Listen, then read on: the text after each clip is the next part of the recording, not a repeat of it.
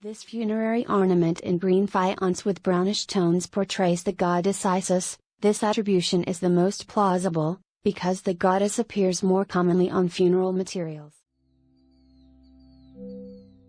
The inhabitants of Nubia, a vast area south of Aswan, had Negroid features, including darker skin than the Egyptians. Consequently, the sculptor used black granite so as to make the portrait more realistic. The subject may have been an important official who, as was customary during the expansionist and cosmopolitan period under the New Kingdom, was made a leadership position within the military. Rather than his own hair, he seems to be wearing the sort of wig that soldiers had at that time, which starts in the middle of his forehead and extends towards his partially lost ears. His face, which was not carved in great detail, is given a certain naturalist feel by the two clear lines that run away from his nose and by his firm protruding chin.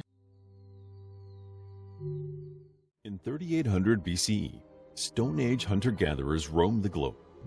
In the Nile Valley, the Neolithic civilization gave way to a culture presided over by strong leaders. They adopted symbols to denote kingship that was echoed in the later civilizations of Egypt. But they were not Egyptian, they were Nubian. You have probably heard the term Nubian before, and although you won't find Nubia on a modern map, Nubians still live in Egypt, Sudan, and other countries. Unfortunately, they have suffered from many years of discrimination. The ancient Nubians were a powerhouse of culture and civilization, and their most famous nation was the Kingdom of Kush. Kush was located in modern-day Sudan, and although it was technically under Egyptian control from around 1550 BCE, it kept distinct cultural differences from the Egyptians.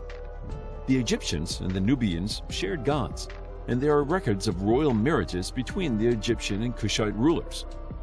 Egyptian art depicts the Nubians with darker skin and cropped hairstyles, and Nubian art shows them wearing animal skin cloaks, large earrings, and patterned fabrics.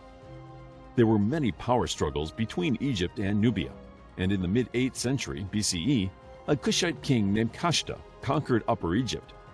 Kashta's son, Pi, continued his legacy and soon had the rest of Egypt under his control.